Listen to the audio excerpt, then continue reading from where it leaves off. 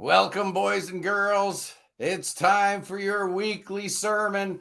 Sunday services are over now. You've had your Cracker Barrel, you've had your Bob Evans or what have you. And, there is that thing called the DVR, so the NFL can wait. Plus, you've got games at 4 o'clock. You've got a night game. You've got Monday Night Football. You can miss the first half of the 1 o'clock game and join us here for the Sunday Prog stream. And just like last week, I've got the great Wayne from A Pocket Full of Heap with me again today. Good morning. Good afternoon, Wayne. Good morning here in Western Canada. It's still 11 a.m. So there you go. Still morning. So I have a feeling the morning might apply to somebody. Yeah, glad to be here.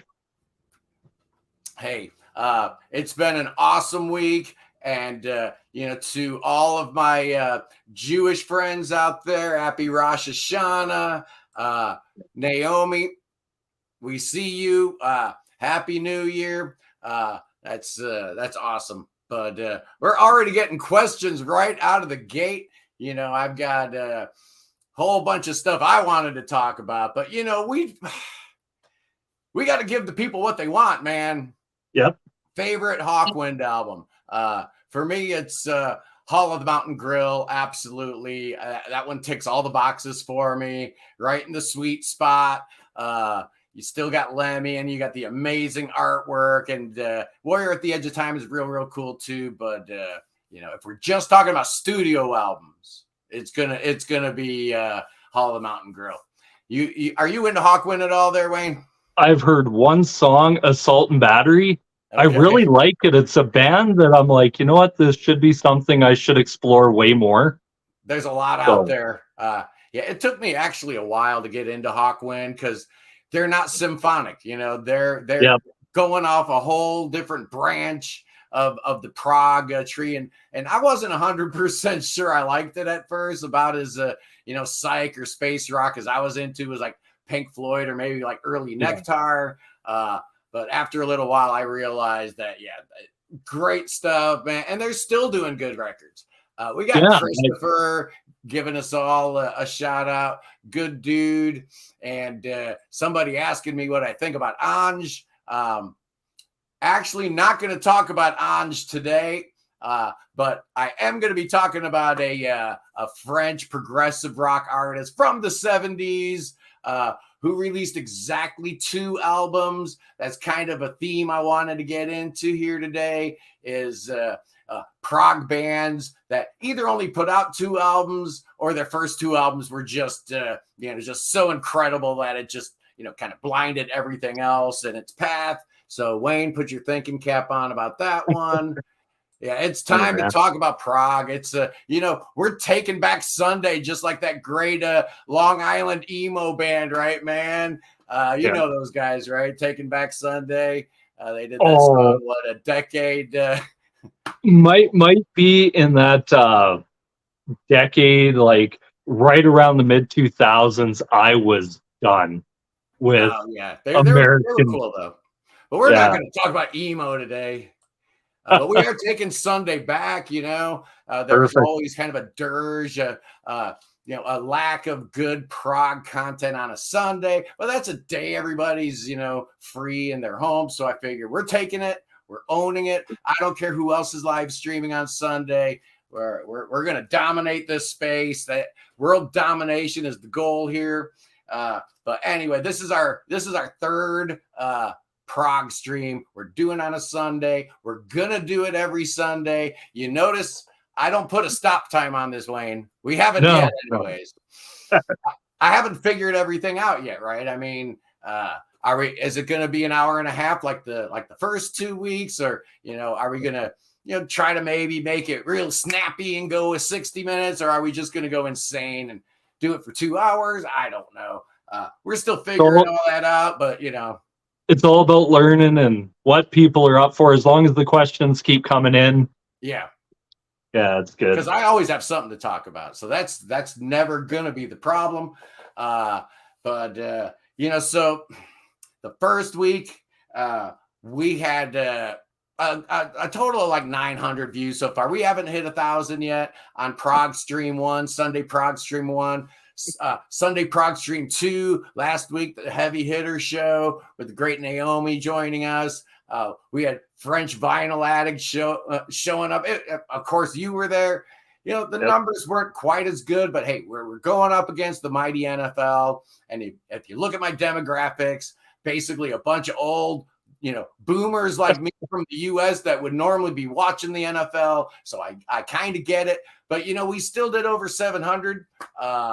That isn't bad, you know. And I anticipate as the series keeps going, you know, all this stuff will be on VOD. People, they can watch it after the fact. And why wouldn't they want to binge this amazingly great content? Just no idea at all. But, you know, we've got here in the Prog Corner, Wayne, you know, you had an amazing announcement last week about the Prisms of Prog. We do need to kind of promote that a little bit. But, you know, I'm going to make an announcement about not making any announcements. I've got a couple exciting announcements that I'm going to be making very, very soon, but I can't say anything about it. So that's a non-announcement announcement about two great things that I can't say are happening or not. But, you know, next week on the channel, you know, we haven't ranked anything in a while. We ranked the Zappin', we ranked the Jethro Tull, we ranked the Moody Blues here in the last couple months on the channel, and I was getting a little lazy. I didn't really do anything last couple weeks, did I? Yeah. But it's going to be Alan Parsons' project next week. We're going to put under the microscope and analyze, are they just fluffy, sissy prog, or is there more to it than that? Yeah, that's going to be the overriding question throughout that. I actually never really liked them all that much. I liked the first album, but after that, I was kind of done with them. It's only been in the last like 10 years I've gone back and really done a reappraisal on their discography, and I'm realizing there's some really good stuff on those records, man. Yeah, I heard what one was it? A song off of I, Robot, and I actually really liked it. But for me, with Alan Parsons, like looking at, it's kind of like the Todd Rundgren thing, where you look at not necessarily his work, but look at all the records he produced and worked on top of that. It's like, from XTC to Cheap Trick to Meatloaf to the New York Dolls, it's just it's out of control. Rundgren's just a genius. I love him so much.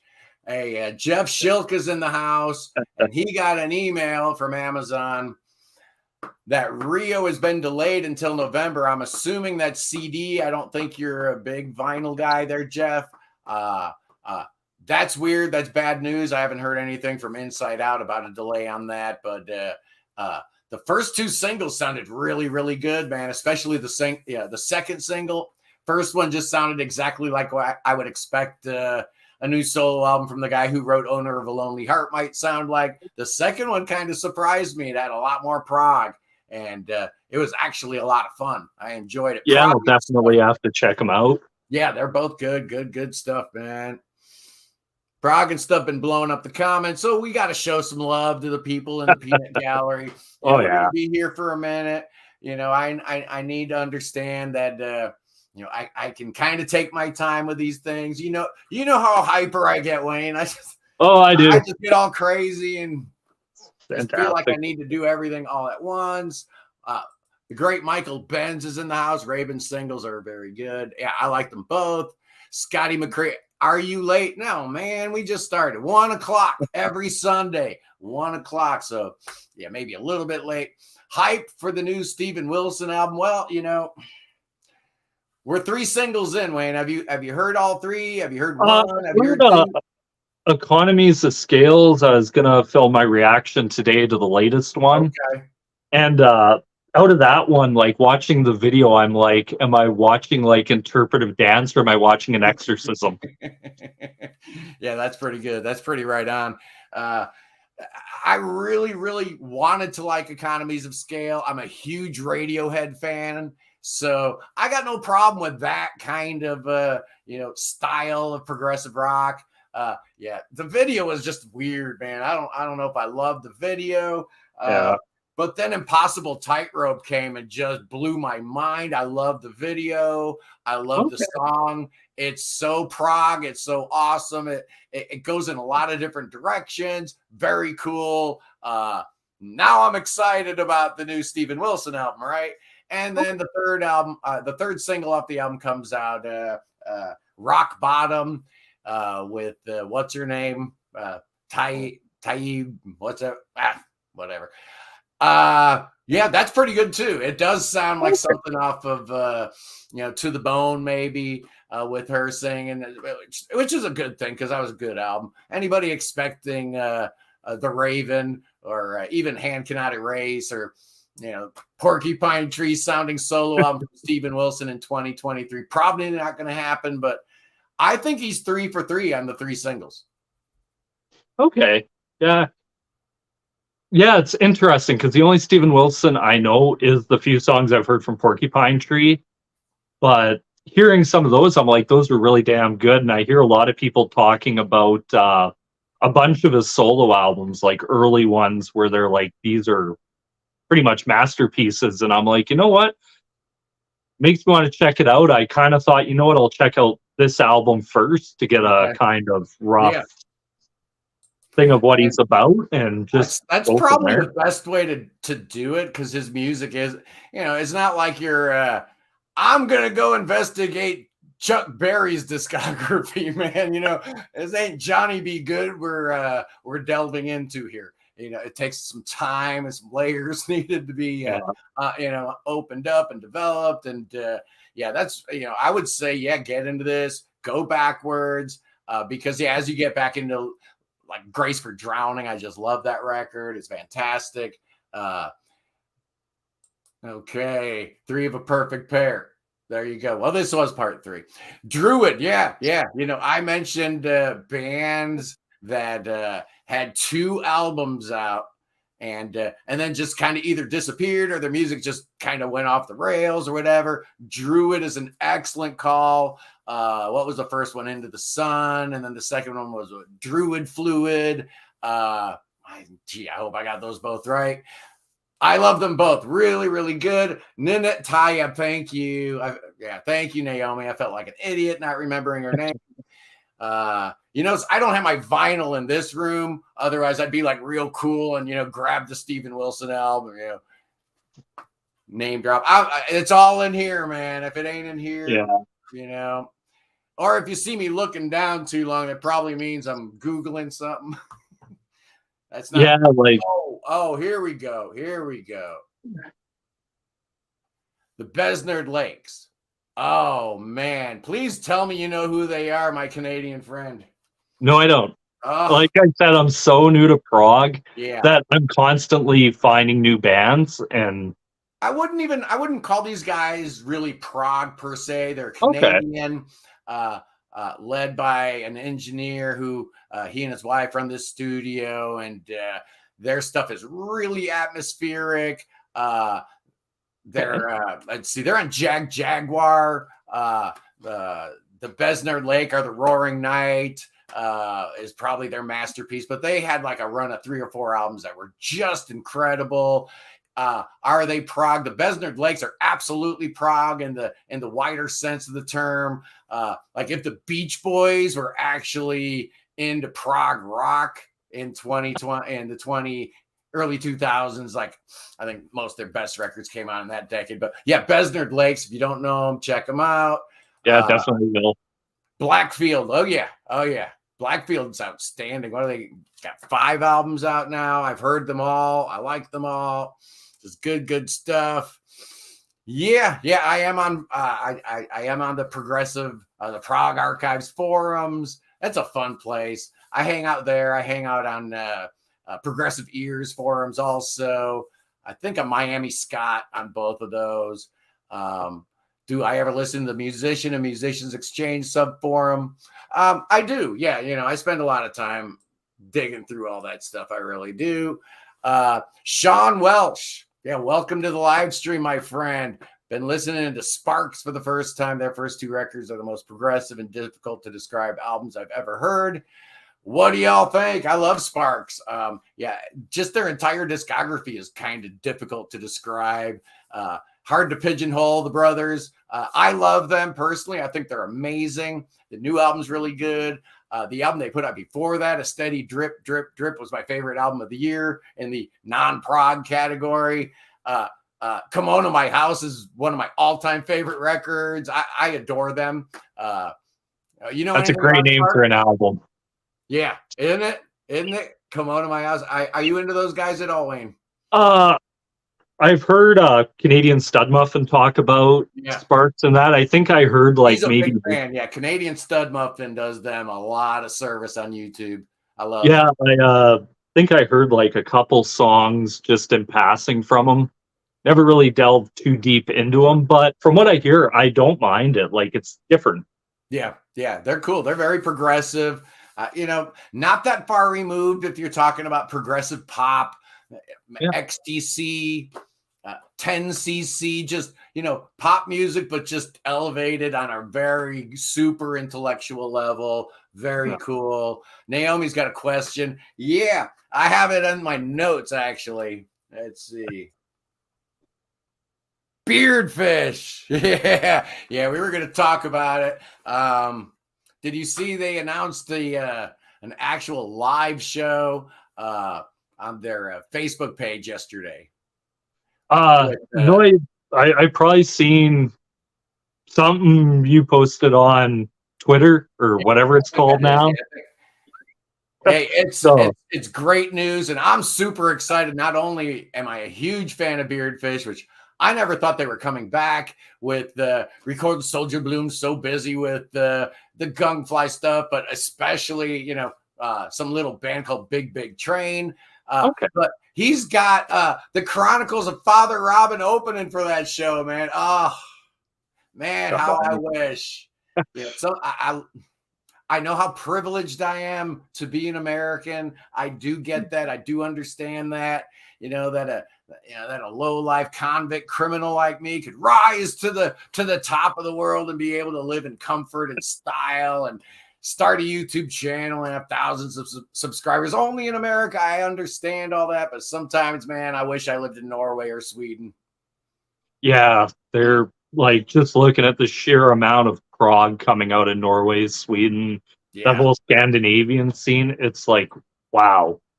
It's kind of the crappy part about where I am in Canada. No prog bands pretty much come here. Yeah. It's we get a few things, but it usually means I'm driving longer than I want to. I don't like driving, so I've gotten to that point where if it's not in Columbus, I'm probably not going to be interested. And then a few years ago, the wife and I decided that we'd add another layer to that. If it's not on like a Friday or Saturday night, so we're just old, man. But that's all right. Hello from Northern Ireland. Yeah, playing with Chronicles of Father Robin, man. I love seeing that because I love Beardfish and the Chronicles of Father Robin, kind of a hard sell. Your debut album was 30 years in the making that you crowdfunded, and now it's a triple album box set, and they're releasing them one at a time on Charisma. It's just a weird thing, and I think unfortunately it keeps a lot of people from recognizing and realizing just how amazing that Chronicles of Father Robin album really is. Just sick. Have you listened to it at all? Yesterday, I just realized it finally popped up on Spotify, so I sat down and listened to it. Book one's on Spotify, yes. Heard, I got the feeling as if Zeppelin, Yes, Rush, and a couple other, maybe like more kind of a Tull feel to it at times as well. A lot of flute through there. Yeah, so I'm like listening to this and I'm like, this is really damn good. Yeah, and it gets better and better. Every time I listen to it, I hear more and more. And it's my album of the year so far. Making no bones about that. Everybody knows how I feel about that record. Jeff Shilka just got his jacket and t-shirt in that he ordered from Prog Radio. Hey, That's exciting. Kevin was on the program last week talking about prog radio, and if you guys haven't checked it out yet, definitely do so. It's actually a really cool internet radio station where the AI DJs don't like make you want to blow your head off or anything. They're actually, it's done really, really well. I enjoy it, and the song selection is real close to something I might put together, so I do like it. And he obviously pays attention to what we talk about here. And I love the fact that if I talk about a band or an artist on the channel, a couple days later, Kevin will have it on Prog Radio. That's how smart that guy is. Just incredible. So I was really happy to have him on last week. What are they talking about? Having the little side chats in the comments. That's, we're allowing that. First album was produced by Bob Harris. I did not know that. Oh, wow. Yeah. If they could do a few more shows together, that would be incredible. Okay. Well, 3D modeling, man. That's great. Nice. I don't even know what that is. The prog band, Mr. Serious only released 2. Yeah. Good call. I did do my prog, best Japanese prog bands, and they were definitely part of that mix. Okay. At last, he gets to join the Progstream from Oslo. Well, that's all right. We're not going to be talking exclusively about Norwegian prog today, but I could if I wanted to, man. Nothing but a Scando prog. No. Oh yeah, Christopher talking about the new Moon Safari. I'm excited. Prog and stuff. Been listening to Prog Radio. Thank you. Guys, that makes me look really good. I'm not gonna lie.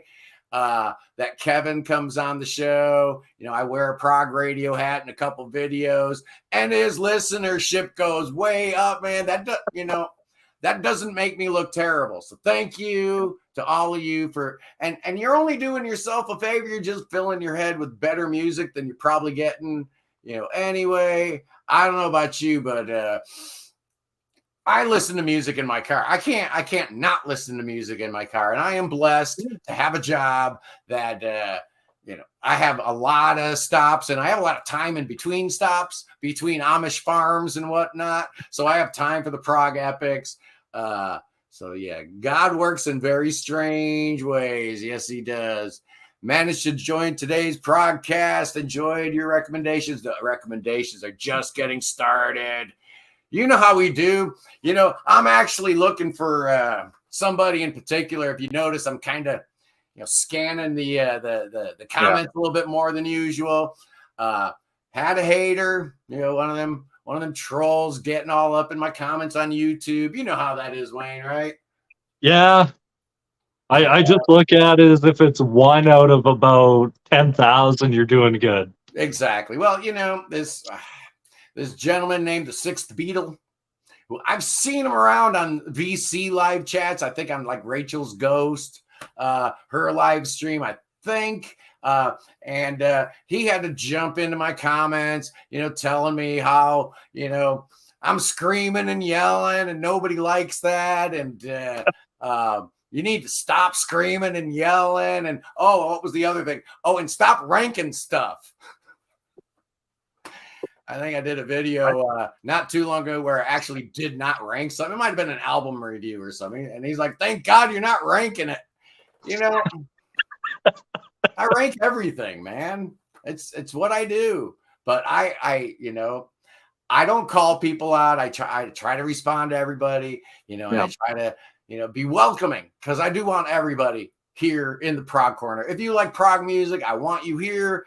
Even if you're somebody like the Sixth Beatle, come on board, man. And so I invited him on to the live stream, and looks like we haven't seen the Sixth Beatle. So everybody keep your eyes peeled for the Sixth Beatle. He's more than welcome, man. He is more than welcome to join the fun here. What is both of your favorite prog album from the so-called barren years? Yeah, those were some barren years. It's not so-called, man. the reality is that the prog landscape had completely changed, and there were some really, really good records. Oh yeah, they weren't in the capital P prog sphere. There were some really, really good progressive rock albums, but again, they weren't necessarily capital P prog. Bands like Thinking Plague, just incredible. In Extremis, that album from the late 90s. But is it capital P prog? No, probably not. So there's plenty of music that was really progressive. And, a lot of the stuff I was listening to was completely out of the prog sphere, like indie and alternative. And, before that, a lot of punk in the 80s. And, a lot of that was very progressive to me, man. Bands like the Stranglers, I found to be extremely progressive in their use of keyboards and layered stuff, and some of the post-punk like Wire, very progressive to me. So there's a whole lot out there, but it was a barren wasteland during that time. Really. Well, the 80s, it was either you adapted or you died. Yeah, you had to. And you had to adapt, and everyone, I know a lot of people get on Genesis about it, but what did you expect them to do? You can't keep doing stuff like Supper's Ready, especially once you got into the 80s, and Zappa was one of the few that I think could get away with what he was doing, because he had a name prior, I think, to the 70s, so and was very well respected by so many musicians. He was, and I think he had had enough battles and legal tussles with the labels that I think he had earned the right to do things his way. And whereas all the prog artists, they did have to adapt, and honestly, most of them were pretty successful at doing it. I know we dogged them nonstop, but Yes had their only #1 hit in Owner of a Lonely Heart. Genesis was a second-rate band until, and I hate to say it, until Peter Gabriel and Steve Hackett left. Nobody in America had ever even heard of Genesis, and that's a fact. Me and a couple of my friends, and that was about it. Rush in the 80s, they had to change their sound, and they were pretty successful in doing so. Jethro Tull wins their only Grammy in the 80s because all these bands had to adapt, they had to change, and for the most part, they all pretty much did it with style and grace. And I know we'll look at certain records and Love Beach and things like that come to mind, but not everybody hit a home run. But everything was changing all around the world. Change is normal. It's the only thing that's constant. Marillion definitely filled the gap for a lot of people in the 80s and 90s, and then you had, the prog metal stuff started coming up in the late 80s, right? The Fates Warning, Queensryche, Dream Theater, King's X kind of stuff. And that filled the gap for a lot of people at that time. For me, it wasn't so much that. It was more like finally like Flower Kings and Spock's Beard. Favorite Motorhead album? I don't have one. Do you have one? Oh man, I really liked Inferno because you got a little bit different. Like you had Lemmy pretty much doing a straight up blues tune, which is something like you think about Motorhead, that's the last thing you think of. But oh man, Ace of Spades wasn't bad. Like it had that energy of punk, and I think that's really what Motorhead. That's the only one I know start to finish, so I can't answer. I was in a band with a guy that Casey Chaos was our lead singer, and he was a huge Motorhead fan, but it never really clicked for me at all. XTC, Philip Morrissey, you know what time it is. Cardiacs. Yeah, Cardiacs filled that gap for sure at that time. What a great band. Are you familiar with the crazy, zany insanity that is Cardiacs, Wayne? No. Oh. I'm gonna add it to the thousands of bands I have to get to. That they're they're really information dense. There's a whole lot going at you. So you automatically want to think of stuff like Zappa, but it's actually more informed by new wave. And, some of that herky jerkiness of an XTC almost. They're just a singularity, just amazing, incredible band. But it takes a little while to get it. It's just. I figure I'd listen to Captain Beefheart. There you go. That if you can handle Captain Beefheart, you can pretty much handle listening to anything. Yeah. And having tons of stuff thrown at you. Yeah. What do I think of Bonko's stylistic streamlining? It was awful. No. Honestly, a lot of the Italian bands just really didn't make that conversion to pop music all that well. And they were no exception. PFM didn't. Le Army certainly didn't. And we had some love for A Passion Play earlier. Yes. And why not? I love it. Great record. I ranked the Jethro Tull albums 2-3 weeks ago. I had it at number 3, but honestly, up until about a minute before I shot it, it could have been number 1. No. To me, A Passion Play, Thick as a Brick, Aqualung, those 3 albums, the ones that Ian Anderson has termed his prog period. Shockingly enough, those are my 3 favorite. Funny how that works. I love Minstrel in the Gallery. Oh, I do too. I think I had that at number 4, and I think I had Songs from the Wood at number 5. Okay, and I'm pretty good with that top 5. You can debate the order. Favorite Flower Kings? Well, man, oh man, I love that band. They just dropped their 16th album. Look at You Now. Personally, my favorite is probably The Sum of No Evil. But if you ask me tomorrow, it's going to be Stardust We Are or Space Revolver. I love them all, actually. I'm a huge Flower Kings fan. Love Roy Nastalt. I don't think they can do any wrong. I'm super biased. I am a mega fan. They probably shouldn't even let me review Flower Kings albums anymore. Neil Morse or Flower Kings albums, like, you know what? This guy's he's way too biased. Let somebody else do it. Oh, man. I think the only song so far I've heard from Flower Kings is Lucy Had a Dream from Paradox Hotel. Wow. So I've been trying. I've been thinking of getting really into them and starting to listen to them a lot more. Like, that's one thing about having a reaction channel that kind of sucks, is you want to listen to all this stuff, but you're like, well, would that make a good reaction with that? So see, the problem with the Flower Kings is, even though it's only 16 albums, right?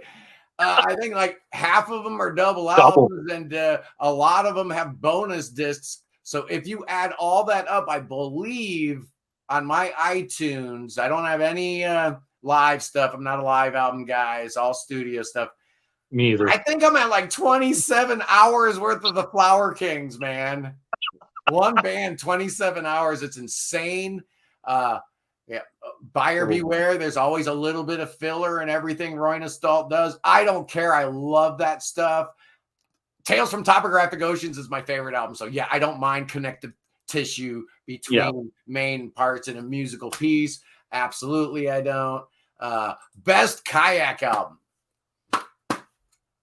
I love having you on, because I know you only know like a song or two here, and that's fun because I know all 17 of their albums pretty well. Yeah, it's what do you know about them? Nothing. Oh, that's awesome. Okay, Kayak, amazing band out of the Netherlands. Their first album, See the Sun, incredible. Their second album is sometimes called Kayak, sometimes called Alibi. I call it Kayak 2. Their third album, Royal Bed Bouncer, probably my favorite. Their fourth album was The Last Encore, real good. Then their fifth album, Starlight Dancer, started getting a little bit more commercial. Funny thing, though, I got into them with their fifth album, Starlight Dancer. The American version just took the best songs off of Starlight Dancer, the best songs off the album that came out before it, the last encore, a B-side, and then a new version of a song that was way, way better, almost like a greatest hits album. Oh my God, that's so good. It's amazing. It's a perfect 10. It's 10 out of 10. It's one of the best things I ever heard. Blew my little kid mind when I heard that. And then the singer decides, Max Werner, he decides, I don't like the sound of my voice. I just want to be a drummer. So he just relegates himself to the drum chair, and they hire a singer, and they were never quite the same again. Some really, really good stuff. Merlin was cool. 17 was really, really good, their last album. But to me, it's their third album, Royal Bed Bouncer. Just incredible. I love that band. I think that album was maybe 1975. But yeah, man, Kayak, I love them. I'll probably do a ranking the Kayak album soon. I really, I'll have to check them out. Oh, they're awesome. Bruford, One of a Kind, the last great prog album of the 70s. Maybe so. You could make a case for that, but I think maybe Danger Money came out after that. So, if so, that would probably slow that down. I love the Flower Kings and Roy Nostal. Yeah, Pam, you obviously, you're tuned into a Prog Corner live stream. We're on the same wavelength, Pam. Another vote for the Cardiacs. Definitely need to be tuned into that. Favorite Dream Theater album. This one's actually real easy for me. How about for you, Wayne? Oh man, I think the only album I've heard from them in their entirety is their second one.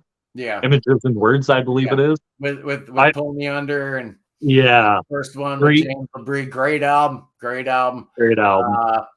I'm gonna go with Metropolis 2, Scenes from a Memory. Seems to be a real popular pick among prog heads. It's got the the good concept behind it, and it just plays out more diverse than a lot of their other albums, and not quite as dark or bleak like some of their other later records, like Train of Thought and stuff. I like them all, though. Actually, I'm not a huge prog metal guy, but I make an exception for Dream Theater. I like all their albums. I even like The Astonishing, so I don't have a problem with it. Hey, our good friend Shirzy, he's studying Spanish, and he realized that prog music in Spanish really helps. Okay, well, I would think that would probably help. Any prog with Spanish lyrics? Any favorites? Don't know if I even know. A lot of the prog I listen to, the Spanish prog is instrumental. Do you think Transatlantic will ever record again? No, I do not. I think it's over. Honestly, I do. Heard a bunch of people talk about this. I'm not familiar with Transatlantic, but it seemed they kind of did the 2 members each side. They kind of did the UK thing. Yeah. Where it's kind of like, well, we want to go this way, we want to go this way, so we're done. You kind of felt something was amiss, something was awry when the Absolute Universe, when they couldn't decide whether they wanted it as a single album, double album, triple album, quadruple album, quintuple album, this mix, that mix. They ended up with 4 different versions of the album, which is cool, but it's a little confusing. You knew there was trouble in paradise, and I've said it before, watching. I wasn't there at the final show or the last couple shows. But there's plenty of YouTube footage out there, man, and the body language it just ain't great. Can't hide that. Yeah.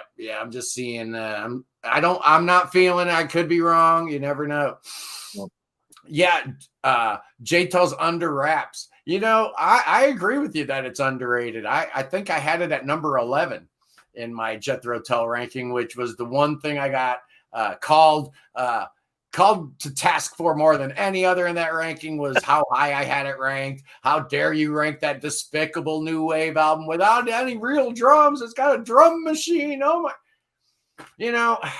it would be really cool to redo that record though, because I stand behind what I said. Those are good songs on that Under Wraps album. It just didn't sound like a Jethro Tull album. I've been holding off on doing it for a while. Yeah. And but the thing I think a lot of people miss is drum machines in the 80s, very new, a new sound. Yeah. Bands just like to play around with things. It's different without deviation from the norm. Progress is impossible. It's, come on, man. It's supposed to be what prog was all about, right? Was progressing, trying new things. I didn't like the sound of Bill Bruford's Faco drums either, but he was trying new things. He's progressive, pushing the envelope, moving things forward. I get it. Paradox Hotel is very underrated. Monsters and Men is one of my favorite songs of all time. Hit Me With a Hit. Oh, man, that really should have been a hit song. It's fabulous. It's such a good record, man. I love it. Jeff is asking about Lee Reacts. Yeah, I have just been binging on Lee Reacts. He's great. Do you know that guy? No, I don't. I think he builds himself as a drummer, reacts to one of those guys.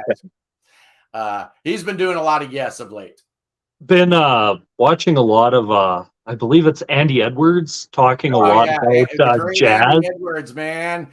I think tomorrow we've got a great collaboration between two of our great friends, Andy Edwards and Notes Reviews, are doing I think it premieres tomorrow. Here I am, doing promos for somebody else's channel.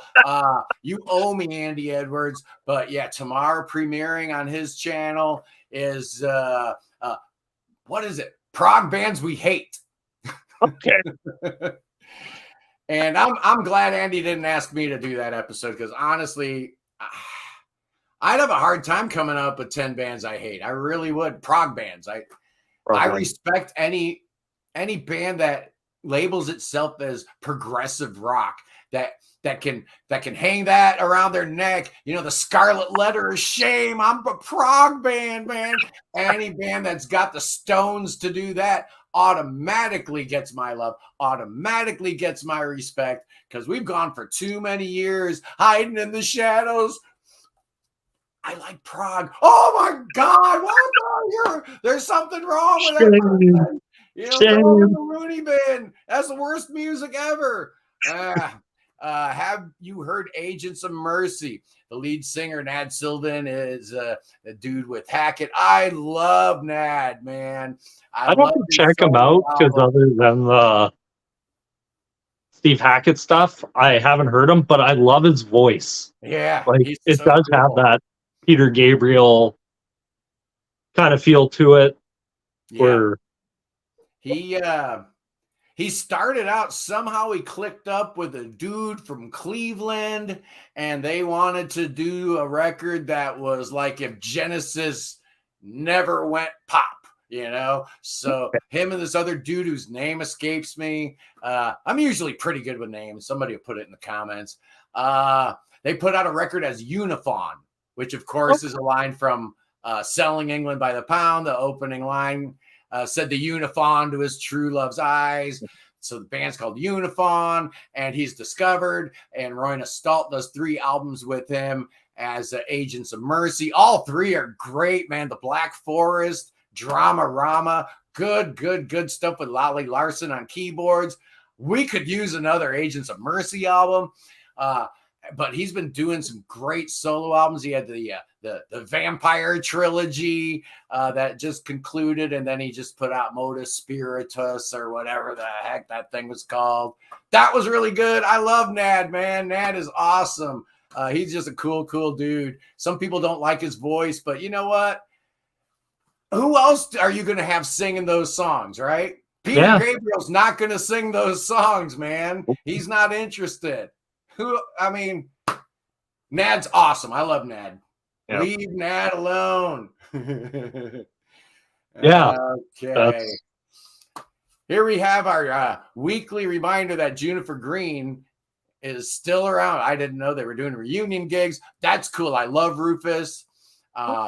Big fan of their first 2 albums in particular. And Juniper Green, that first album is just great. That'd be awesome. You see, here we go again, man. If I were in Scandinavia, we'd be checking that out, but no. Big Train just did some shows up there. They played Sweden and Norway and Denmark, and not a show in the U.S. yet, man. No, it's kind of up here. I noticed there's a lot of either Montreal, Toronto. Yeah. Rest of the country doesn't matter. What's the big town closest to you? Edmonton. Edmonton? Okay. Yeah. Yeah. But yeah, getting prog bands and that, and even Taylor Swift doesn't like going outside of Toronto in Canada. Yeah. 6 shows and they're all in Toronto. But, it's all about the money. Yep. Touring's rough, it's a rough business right now. So prog and stuff, tried to listen to the Flower Kings. Hey, I get it. I'll be the first one to admit I did not love them at first either. However, Transatlantic, I fell in love with right away. And that is really why I decided to then go back and check out all the Flower Kings and all the Spock's Beard and all the Dream Theater and all the H era Marillion, all that stuff that I was missing. And to me, the Whirlwind is probably their best album, but it's not my favorite. My favorite album is either their second album, Bridge Across Forever, or that bizarre thing, The Absolute Universe. In any guys, the Breath of Life, the Neil Morris version, the shorter version, which was like 66 minutes, or Forevermore, the longer Royna Stalt version, which was like 90 minutes. And then there was the combined one and the Blu-ray. It was just crazy. So yeah, I would go with either one of those two as my favorite. But I think they're 5 for 5. That's why it personally hurt so much to see them, disintegrate or whatever, because they have gone 5 for 5. All 5 of their albums to me are 10 out of 10. Even Kaleidoscope to me is 10 out of 10. I love it. Yeah, Magnum. Ranking the Magnum albums, that's not a bad idea, Simon. They're a cool band. I love bands like that, those fringe bands, like nobody's gonna, die on the hill, staking the claim that they were a prog rock band through and through, but they had enough prog in them to make them real interesting to me. And there's a lot of bands like that. I love those gray area bands. Yeah. Kingdom of Madness is a great record. There you go. The debut has quite a Uriah Heep, like that early Uriah Heep feel to it. Heep is the perfect example. I mean, I don't care if they're prog or not, man. They're just awesome, Yeah. And so I do make exceptions and I make excuses for them all the time because I really, really want them to be part of my prog family. They're probably not a prog rock band. You get Roger Dean to do a few covers. You still don't make you a prog band, but man, they're awesome band. They're kind of that when I see a lot of parallels between them and the band Saxon. Yeah. Okay. Where they were both kind of like, when it was starting out, they were probably a little bit more progressive than a few. But as the decade went on, they tried to do the whole Conquer America pop thing. And well, you brought up Saxon, and that's actually been validated. What was that band, 6x6? With I think so, yeah. Saxon, the guitar player from Saga, and what's his name? Barry, the poor hard luck Robert Barry. One of the saddest tales ever told of a prog rock star that never was. So sad. Is Flying Colors also over? I don't think so. In fact, just yesterday, I think we had an Instagram post of Casey McPherson, Mike Portnoy, and Neil Morse together. Don't know what that was all about, but yeah, so I think we'll be seeing more Flying Colors. Okay, we're having all this discussion about Spanish language prog in the background. That's all right, guys. It's your show too. You can talk about whatever you want.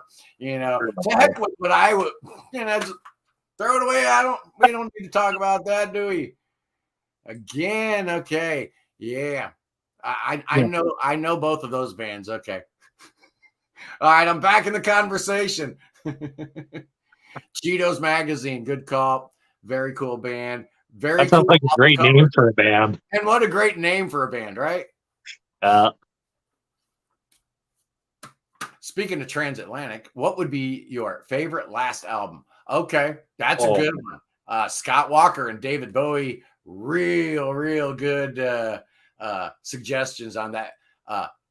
Famous last words, best last albums. I like that. Man. It would have been before they decided to do this, which I don't even know if David Gilmour ever had a plan for it. I would have said The Division Bell was probably the best album a band has ever gone out on. Anymore, though. Can't say that anymore. It's not no more. That's one decision. That'd be a great call if it counted. Yeah, great last ones by a band. Yeah, I don't know, man. I got to think about that one. That's actually a really good subject right there. Yeah.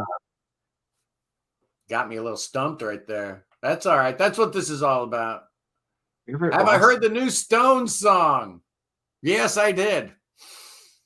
And guess what I thought it sounded like? It sounded like a Stones song. It's all right. It's fine. Yeah. I like the Stones. Nothing wrong with think that. I give them props for being as old as they are, doing what they're doing. Sure. You gotta give them props for that, because it's like most bands would have said, especially the Stones, we've made as much money as we possibly can. We'll go out in the sunset and do it, but they still love doing it. So I give them all the props in the world for it.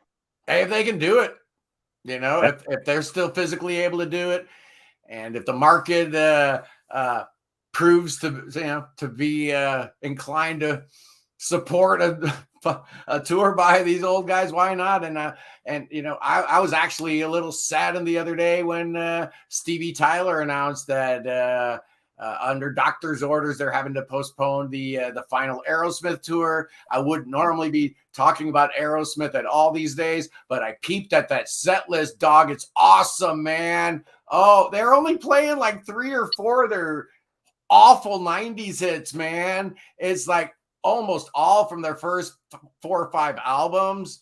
It's just, the set list blew my mind. Yes, that's actually a show I would have gone and seen. Yeah. Wonder how much Joe Perry locked Steven Tyler in a room and said, no, we're doing this. Yeah, right? I bet. I don't want to play this anymore. Exactly. I'm done. Yeah, the Arena back catalog on vinyl. Yeah, for sure. I would want all 10. That's the problem with that. Angligard's an amazing Swedish band. Why, yes, they are. Let's see. Love all transatlantic, but Whirlwind is my favorite. I can't argue. I can't argue with that. Yeah, and transatlantic is the gateway drug. It really is, man. Orion Music. Yeah, Orion Music. You those cats that just put out a new record? I think I know who you guys are. Think I might have seen something. Oh. Saxon and Prog are mutually exclusive. Yep. Yeah. All right. Yeah. You why not? Love Magnum. They're fun. Don't know what they are. Don't care what they are. Yeah, and I think it is absolutely an ego thing. You're talking about Roy Nastalt, Neil Morris, Mike Portnoy, and honestly, Pete has probably every right to have the biggest ego in that room, but he seems so humble that I doubt he was the problem at all. I think it's the other 3 guys, and we shall see. Biff is a big Prog fan. I believe probably true. I believe it shows up in the music. Oh, here we go. Angligard, one of the greatest prog bands of all time, has reformed with a lineup that includes the great Matthias Olsson on drums. So I'm always glad to hear he's back in the band. And apparently they did a show not too far from where the great Naomi lives. So I'm excited to hear how that turned out, because wow. Just incredible. I'm so jealous. There used to be a time living in North America was where it was at. You know what I mean, Wayne? Yeah.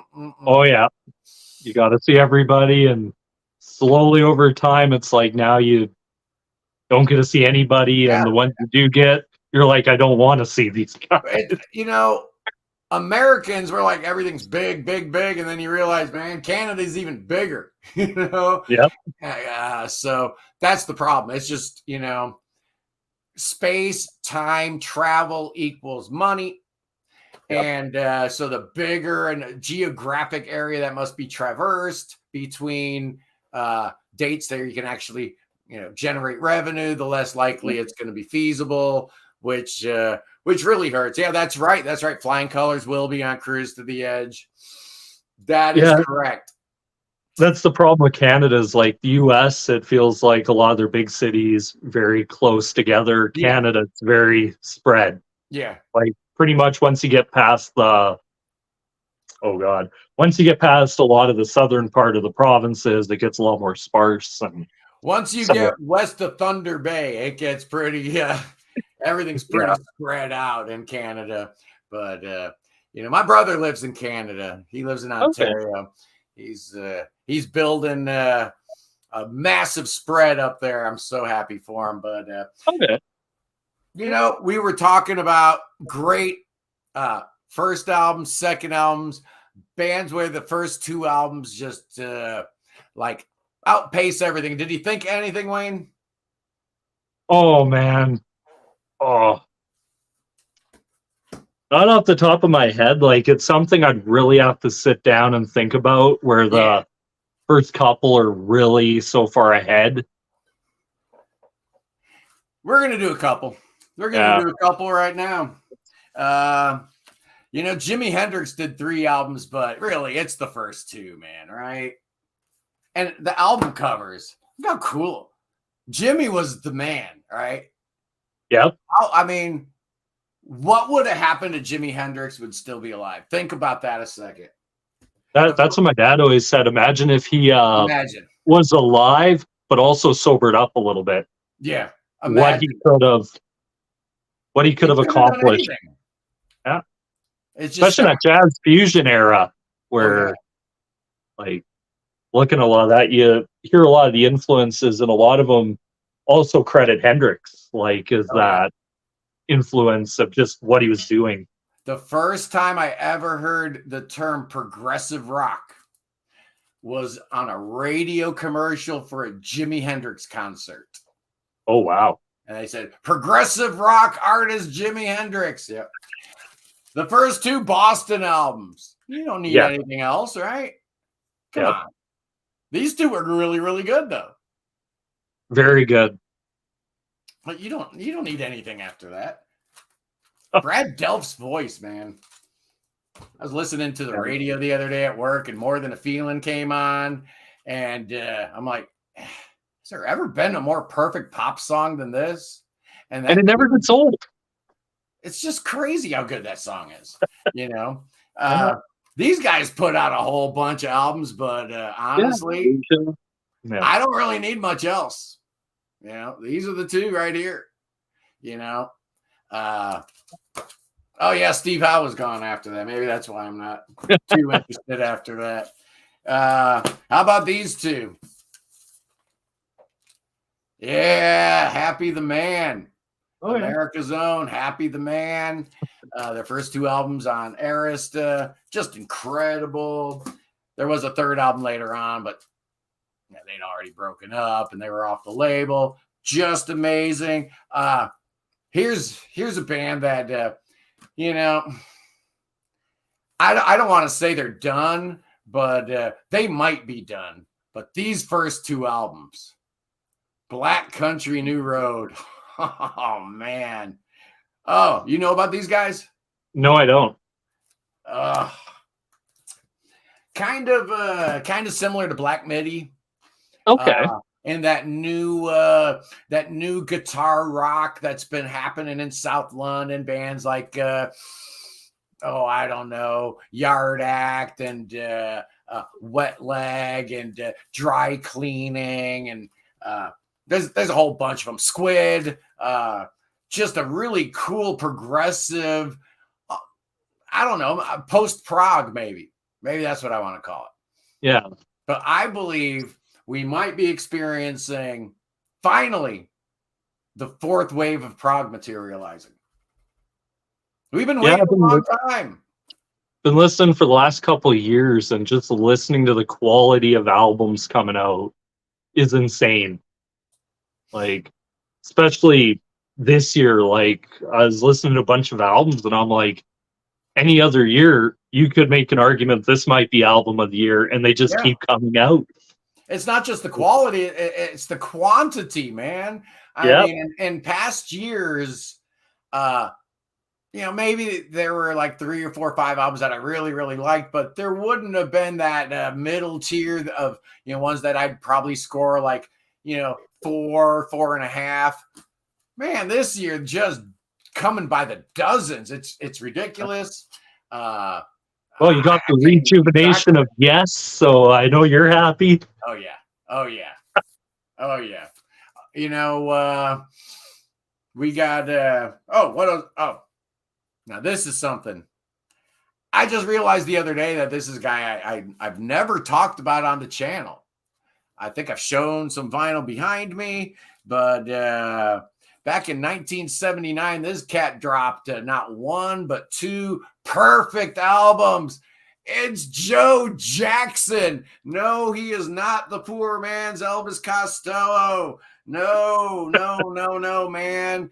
No. Joe Jackson was so much more. And yeah, I know he had way more than 2 albums, but I contend that he never, ever got as good as those 2 albums. The perfect balance of great pop songwriting, a little bit of a punk rock edge, but still with some kind of weird progressive element in the way the songs were structured and the way that they developed things rhythmically. Very, very progressive to my ears when I was like 16, 17 years old. And those 2 records came out. Just amazing, man. And of course, you're talking about first 2 albums, of course, these 2 come to mind right away. You gotta give all the love to UK. You've heard both of those, right, Wayne? Yeah, I've heard both of them. Yeah, it's quite interesting. You go from having Bill Bruford to having Terry Bozzio. Yeah. And it's like just completely different, but they're both so good. Like, just throw them on and it's like, damn, where'd the time go? It's amazing because you lose arguably the best drummer of all time and arguably the best guitar player of all time from your band. Yep. And you still put out a really damn good album. And somehow, some way, your next album is actually every bit as good. It's insane. Yeah, both UK albums are just incredible. There was a band out of France that I wanted to give a little brief shout out to. No, not Ange today. Ange will get their day. I love them. Clearly the greatest of all French prog bands. But today, it's Shylock, man. Oh, yeah. The first one. Creepy church looking image. And then this one here. I can't pronounce these names, man. I have no idea. This first one's called Geolorgues. Yeah, my French is about as good as yours. I remember you doing that harmonium episode. Yeah. And the second one is Ile de Fivière. Whatever, man. Shylock. If you like King Crimson, yeah. If you like King Crimson, you'll love Shylock. Just incredible. And finally, wanted to show one more example of bands with the first 2 albums just being perfect, incredible. And even though these guys have 2 other records out, it's the Bears, Adrian Belew's band outside of King Crimson and Talking Heads and all that other stuff he was doing. This is the first one, just called The Bears. It's incredible. And then the next year, they followed it up with Rise and Shine. Every bit as good. It's cool because they're a, Southern Ohio, Northern Kentucky band. So I like to represent the local talent. And it's nice to know that Adrian Belew's from not too far from here. Not a whole lot of prog rockers from this neck of the woods. No. All right, that was fun. I like showing on vinyl. Let's look at some comments. We're way behind. Lived in Vancouver in the 80s. Yeah, Saga was big in the 80s. What do you think about Saga? You're a fellow Canadian. They're a band I don't think I've actually started listening to. I've heard a lot of people suggest them. Yeah. And I'm looking at the album covers and I'm like, these are actually really interesting looking album covers. So yeah, I like them. I figure I'll get into them here pretty soon. I have a huge, probably about 10,000 song backlog to get through. Yeah. Tell me about it, man. I put on the channel in the about section. I even put a little warning to bands. Look, I don't do a lot of reviews. So yeah, if you want to send me your stuff, that's great, but I probably won't get around to it. But they still send it to me left and right. It's just amazing how much stuff I've got to get through. And I do try to listen to everything. If they spent the time and effort to send me their music, it's the absolute very least I can do to give it a listen. So that's kind of what I do every night as I'm going to bed. I try to put stuff in my phone and put the earbuds in. That's okay. We saw Kansas last night. Nice. Awesome. I saw them a couple years ago. They're a band I'd love to see. Yeah, they're still great live. They really are. Ronnie Platt. Yeah, I mean, we would all love to have Steve Walsh in the band, but his voice is absolutely shot. It's gone. Ronnie Platt does a great job. And you've got the great Tom Brislin in the band. Incredible. Okay, Joe Jackson love. I was hoping somebody show me some love for Joe Jackson. Bosnia, same technical level as Bruford. Absolutely. Had to play with Frank. Yeah. It had to be. Yeah. Frank doesn't suffer fools easily. You look at just look at the people that played drums. Oh yeah. For Zappa, Terry Bozzio, right? Chester Thompson, even the early days, man. Jimmy Carl Black and the Mothers, he was really good. Just sick. And Pentacle, Atoll, love them both. Mona Lisa, Magma. Yeah, I'm obviously, the World Prog series isn't dead. It's just kind of on hiatus. And France is obviously in the running to be the next one. Probably have to do that soon. But Machiavelli is Belgian. That is correct. But as you know, it's Walloon, which is the French-speaking part of Belgium, right? As opposed to Flanders, which is the Dutch-speaking part of Belgium. We could get into a big, long geography lesson on Belgium. Yeah, it's like that comment about why a lot of English people in Canada aren't really great at French. We never have to use it. Yeah. That's pretty much it. Like you have to go up to, I think, at least learn it in grade 9, and then you want to continue after that, you can. Well, that's not bad. I mean, I think in most American public school systems, you only need to take a couple of years. And I think in some cases it's elective. It's not even like it required. It's just one of a few you could take. I think that's insane. You know how many hours a day they're speaking English in schools in China right now? They're preparing their kids for the future. We should be doing the exact same thing. It's just ridiculous. I spent a lot of years in Miami, and I just found it absolutely insane that almost 95% of the kids, second generation kids from Hispanic families, didn't speak Spanish, man. They're like, no, that's what my grandpa speaks, man. I don't speak that stuff. I'm American. And I get that. It's heartwarming. I do like it on the one hand, hey, assimilation, proud to be American and stuff, but there's a lot lost, There is, like, learned, it's funny, a lot of my family comes, like, especially my great-grandparents, they're all from different countries. Like, you have English, Irish, French, German, all over it. I'm Canada's like that too. Yeah. And it's So kind of interesting to think about, certain countries just have that more of a diverse mixture. yeah.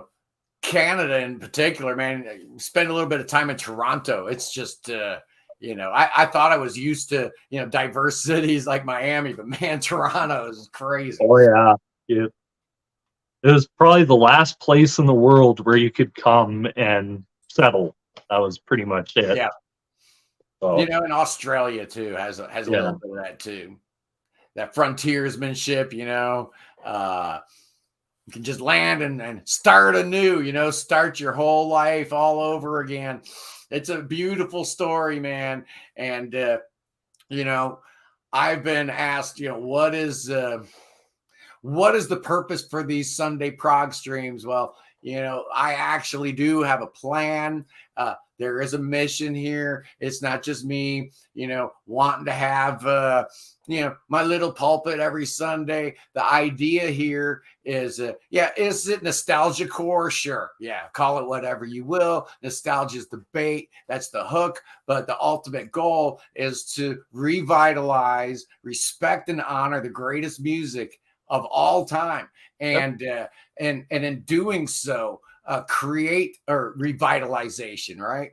And understand that just because where the music scene is in 2023, that does not mean it's carved in stone. That's where it's going to be in 2024.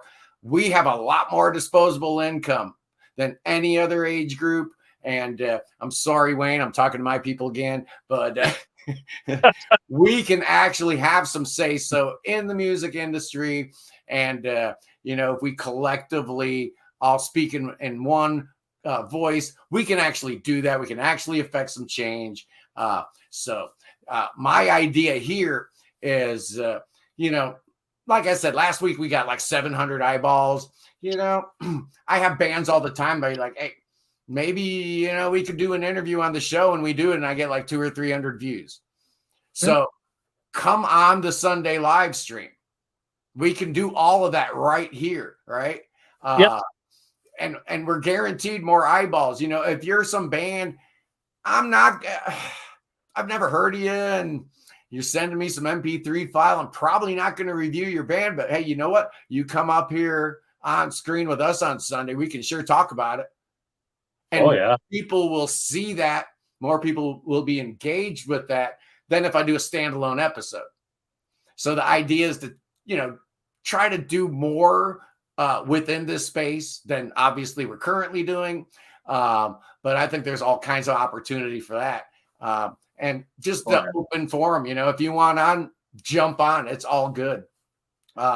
So my idea is to create a safe space for, prog fans to come spend a little bit of time away from the NFL. It's, it's okay, man. You got a DVR. It's good. And even if it's not working, you can watch, Sports Center later on. You're going to get it all. You're going to get your football fix. It's all good. You're going to get that half hour. It's a condensed version. You don't have to sit through all the commercials of betting. Exactly. If you just watch a football game, just the actual from snap to snap, from snap to whistle, rather, most NFL games are like 3 hours long, but actually it's about 7.5 minutes of action. Yeah, it's not very much. I've mentioned it before. I'm going to mention it again. Don't buy the merch.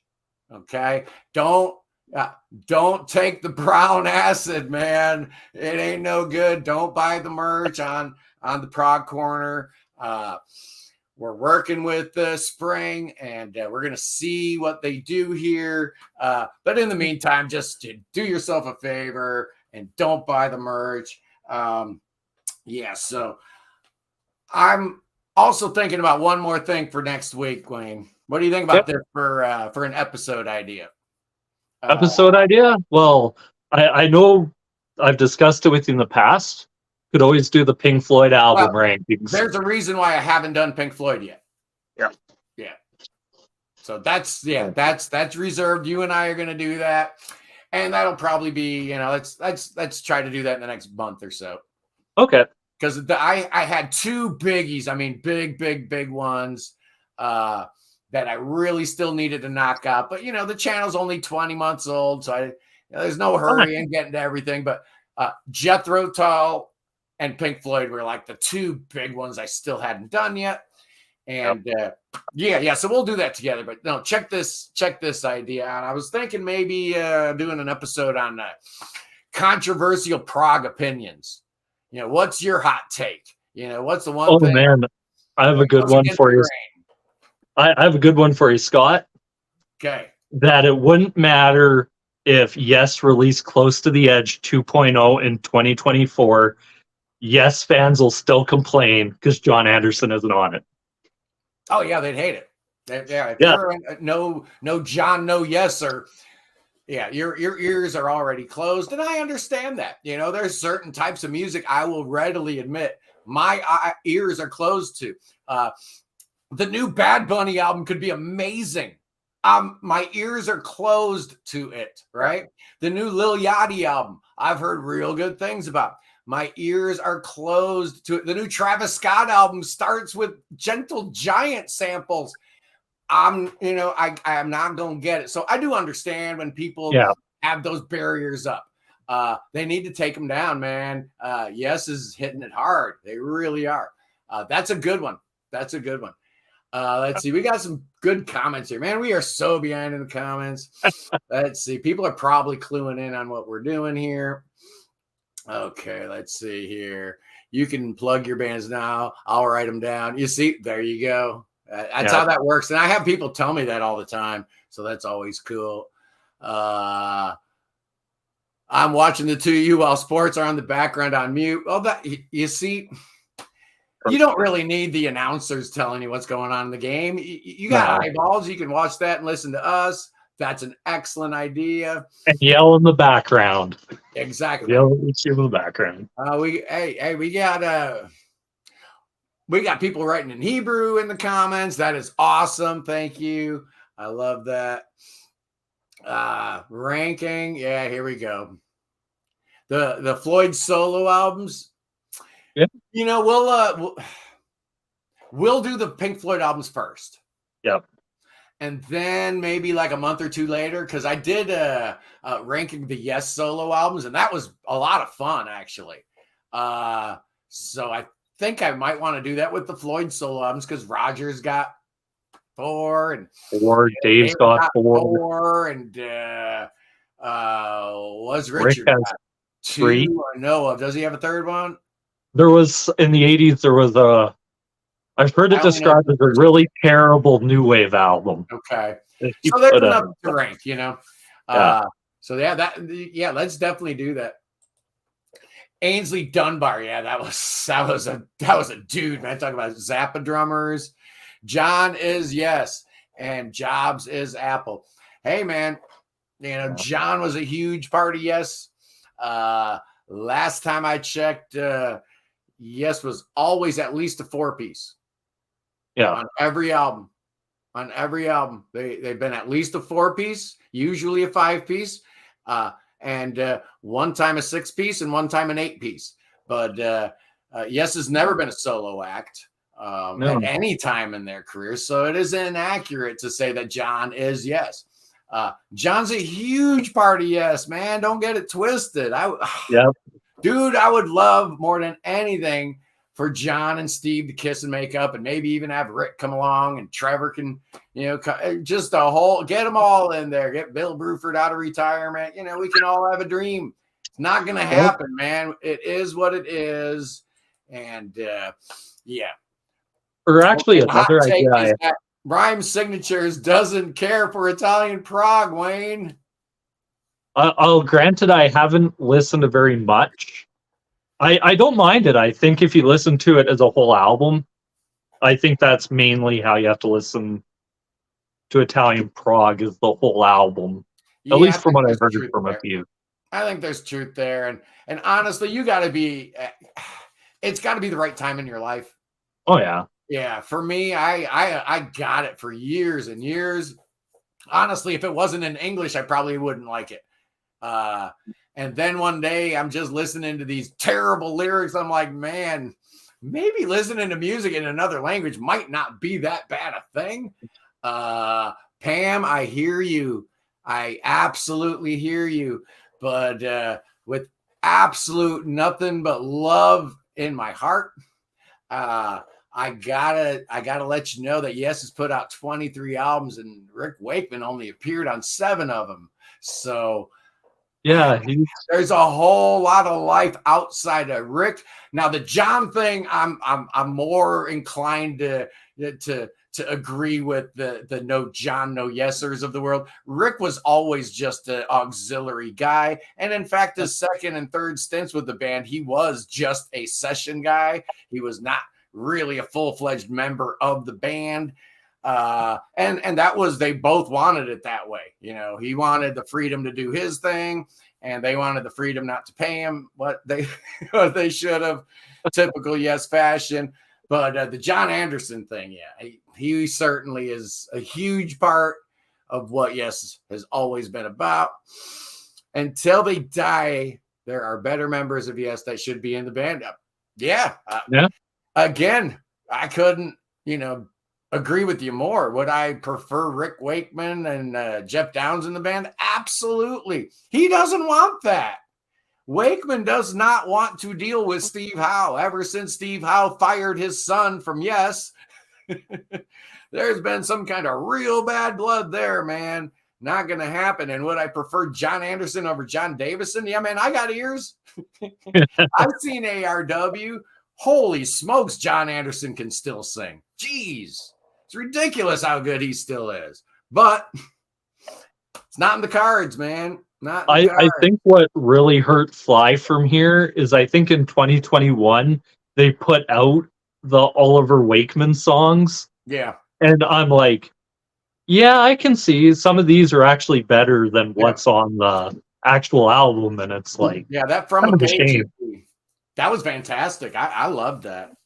I mean, there was a whole direction Yes could have gone that would have been really, really intriguing and super interesting. But, they finally figured it out. It took them a while. It took them to get to Mirror to the Sky to get it right.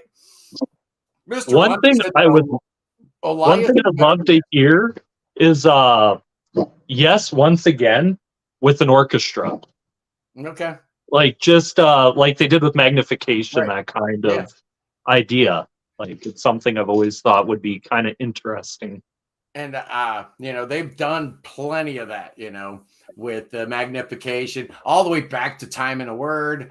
And then they've done the orchestral things before. And it just, Yes is a band that it works. Some bands, the orchestra kind of takes away from what you're doing. It always works with Yes. Here's a controversial take. PFM is better than ELP. Well, I disagree. But it's actually pretty close. I have to listen to some PFM to get an idea of their sound. Yeah. I mean, both bands put out great stuff early and then fell off a cliff of terribleness. PFM's actually righted the ship and put out a couple real nice records. ELP never did, man. Black Moon and In a Hot Seat just weren't that good at all. Okay, 365 days of Prog. RPI is a gift we don't deserve. That's right. Yeah, I love RPI. I love Bonko. Darwin won Manuel over. And honestly, their last 2 albums have been incredible as well. Photos of Ghosts. Love it. Yeah, I love Italian Prog. We could go on and on about it, but my hot take. I got one more hot take. Hey, well, before I give you my one hot take, let's see what Steve has to say. Yeah, he subscribed after seeing me on the Sea of Tranquility. You and I are about the same age. I just turned 61, man. How about that? You're actually 2 weeks older than my mom. All right, that's awesome. That's awesome. I'm like 2 years older than my wife's mom. Oops. Oopsie. It's kind of like my family, my wife's side. Like my dad was turning like 18 by the time both her parents were born. So understand it. Okay, here, Coke versus Dew. It's the showdown you guys been waiting to see. Oh yeah, Coke versus Dew. Here's my hot take. Not only is Dark Side of the Moon not one of Pink Floyd's 3 best albums. No, not only is it not one of their, so people always talk about like Dark Side of the Moon being one of the greatest albums of all time, like one of the top 3 albums. I don't even think it's a top 3 Pink Floyd album, is what I'm trying to say. Poorly, but because I think Animals, Wish You Were Here, and Metal, I think I like better. So the so-called greatest prog album of all time, I don't even think is one of Floyd's 3 best albums. But it's probably the one that sold the most. Yeah. Which is, I don't know. It's just right place, right time, right album. Yeah, I agree with you. Like, even for me, like, I might actually even put Atom Heart Mother above it, and even I know Naomi would. Division, for me, it's close with the Division Bell and Dark Side of the Moon. Like, both albums flow really well. Yeah. But I've never thought of it as like their pinnacle like that. I thought Wish You Were Here, Animals. Yeah, see, I grew up in a time where Dark Side of the Moon just would not go away. Not only on the radio, but out, I'm a Billboard chart. Yeah, kind of guy. Years. It just wouldn't go away, man. It's the album that just kept sticking around, and it's like, please, they've got better records out, man. I just don't get it. So that was one that always got me. Here's a good Pink Floyd one. The Wall would be better if the song placement was changed. No.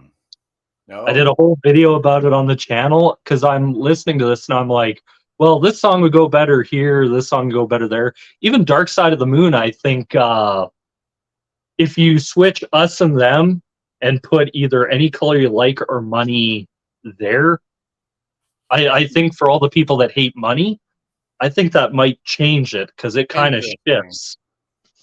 Well, that's a big shift because for me, I always thought of Money and Us and Them kind of as flip sides of the same coin.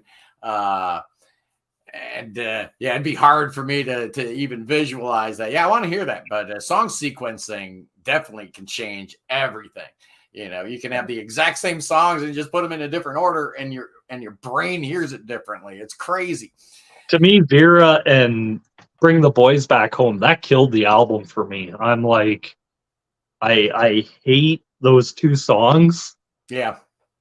Because at least listening to it in order, it's like, okay, this is making sense. It's sort of progressing. And then it hits and then the album just falls off a cliff. All right. Yeah, it does. And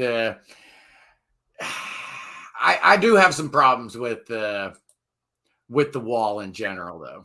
Yeah. Just because Animals was just so important to me. And it was 1979. Once again, things were changing, and Pink Floyd were one of the first to realize that, recognize that, move with that. In retrospect, I can't hate on it. Can't hate on that at all. No. Nope. So you look older than you are. Come on, man. You know better than that. You know I'm a vain guy. You can't tell me that. They weren't really prog yet, but I'm a Piper at the Gates of Dawn kind of guy. I don't blame you. That's a great album. It is. It's not prog. No. Any more than probably any more than the Division Bell was really a prog album. They'd moved on to something else by that point, but equally cool. There's nothing wrong with that. And that's why people have a hard time with Pink Floyd. We talk about Pink Floyd on the Prog Corner, and about half of the comments will be, well, they're not prog, I'm like, what do you want? They did sidelong epics. Yeah. They switched time signatures many times throughout songs. What about virtuosity? People are always like, there's no virtuosity. You don't think David Gilmour is a virtuoso? Oh, I have a guitar. Come on, man. What else do you want? I have a book my wife bought me of like guitar players, and in virtuoso, they have David Gilmour. Because it's like, I mean, so what else do you want? You got long songs, you got weird concept albums, you've got, different things and different time signatures. You've got exploratory and experimental types of suites and medleys. And are you describing prog? Yeah, I think you might be. Yeah, so I get it. The early stuff's psych, their later stuff's AOR. Sure, pick it apart like that. You go into Prog archives and they don't have the subgenre by album; it's by band, right? Yeah. So you've got Yes's Symphonic Prog 90125 is not a symphonic prog album, but bands aren't they're not allowed to change, I guess. I always look at it this way, Scott. Can the history of music be told without this band? Yeah. And you look at the influence of Pink Floyd coming out of the London Underground. They're one of those bands where they might not have been like the most technical band, but they could sure write some damn good songs. Yeah. And technicality, does that honestly mean that I can play 17 notes per second? Does that I don't think that's necessarily what being a virtuoso is all about, actually. David Gilmour could do more with one note than Yngwie Malmsteen could do with 141 notes. And and I like Yngwie, and I like Steve Vai, and I like all the shredders, all those guys.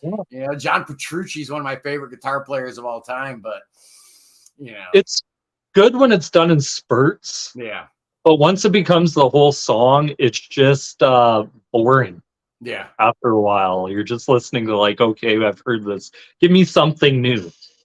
I think I realized that I really wasn't into all that fast playing when Eddie Van Halen was playing on Beat It.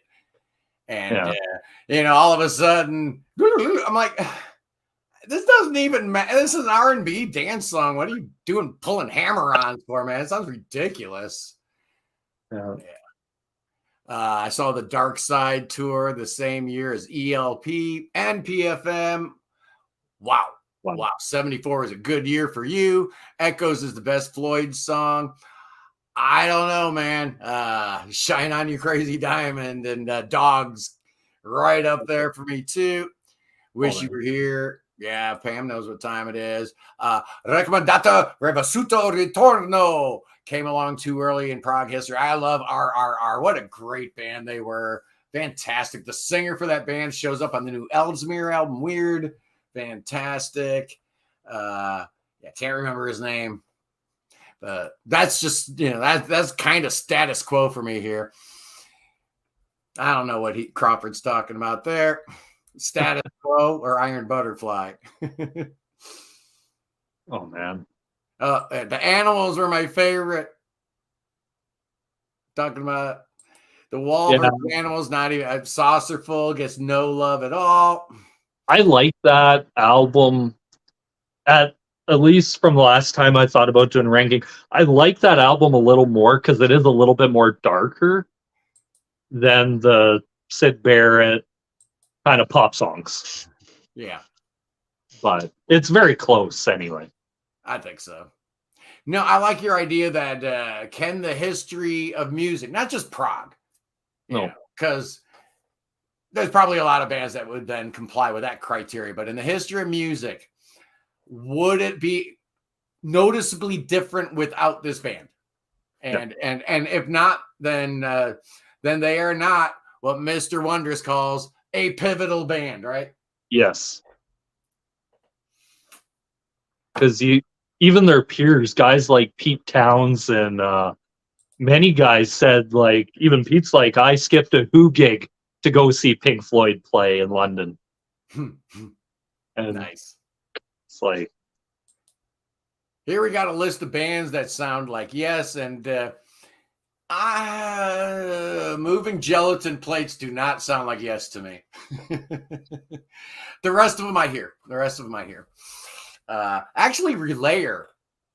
Don't let the name fool you. I don't think Relayer sounds all that much Yes-like, but I did an episode about bands influenced by the mighty Yes, and it is just incredible. But I find there's actually more bands that were influenced by Genesis than were influenced by Yes. And I'm not exactly sure I know why that is, but it seems to be the way it is. A little more melodic, maybe has a little bit more commercial appeal.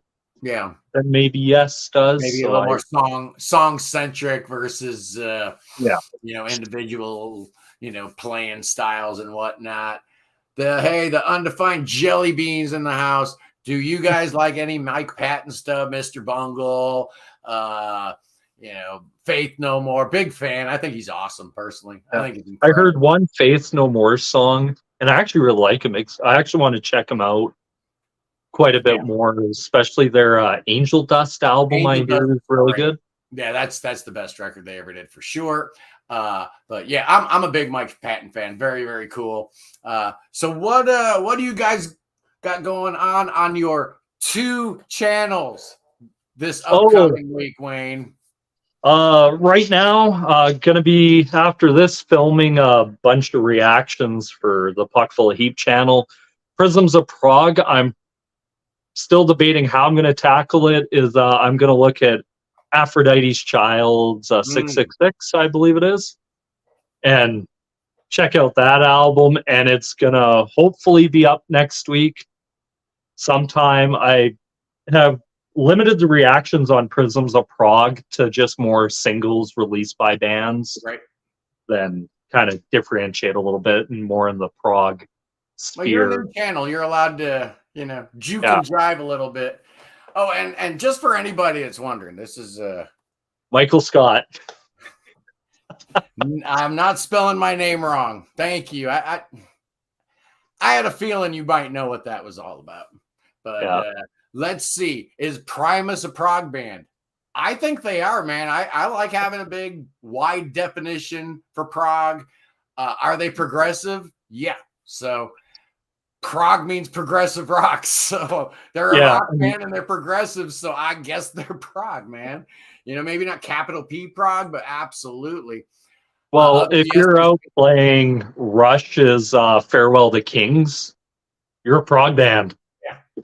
And that's again, you let you do it. So that's exactly what they ended up doing. How cool was that, by the way? That's amazing. Did you watch any of that stuff on YouTube?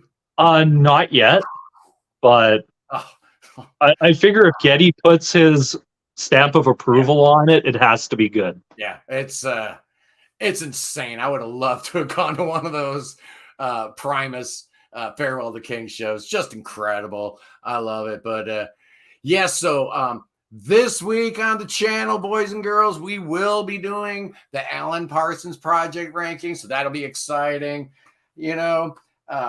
Couple really, really good albums that I'm probably going to be reviewing here soon.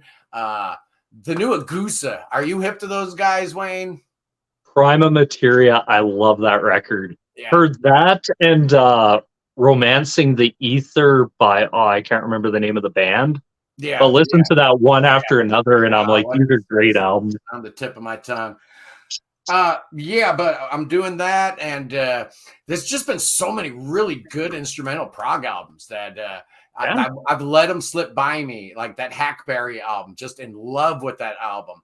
I didn't review it. The new Plank album, that's really, really good. I'm letting all these instrumental prog albums kind of flow under the bridge without me talking enough about them. So we're going to fix that, and we're going to review the new Agusa next week. The week after that, we're going to be reviewing the new Yords Yo album. Oh, man, I love those guys. Super excited. Hey, Sal finally showed up right at the tail end of this stream. Oh, yeah, there's always more good Italian and Norwegian bands. And, if you like that kind of stuff, obviously, the Prog Corner is the place to be, Wayne. We don't pretend to be something we're not. I'm not going to pontificate on and on and on about how great Devin Townsend is. I love Devin Townsend, but I don't, that's not where I am. That's not where my niche is. I talk about, the greatest music ever written, which is 70s prog. And of course, I tail that into the modern prog that's going out there that is equally awesome. The 70s don't have a corner in the market for awesomeness. It just tends that it was first, which makes it, special and probably a little more awesome. Everybody knows how that goes. But, One band I was thinking of, you might like, I'm not sure if you're into kind of jazz fusion at all, but Lift Trio's new album, Nord. I listened to that and I'm like, this is great. Sunday, you have a hangover album you need to put on. This would be perfect. Interesting. Okay. We've got a suggestion from Wayne. I wrote it down. And anyway, this was another good one, guys.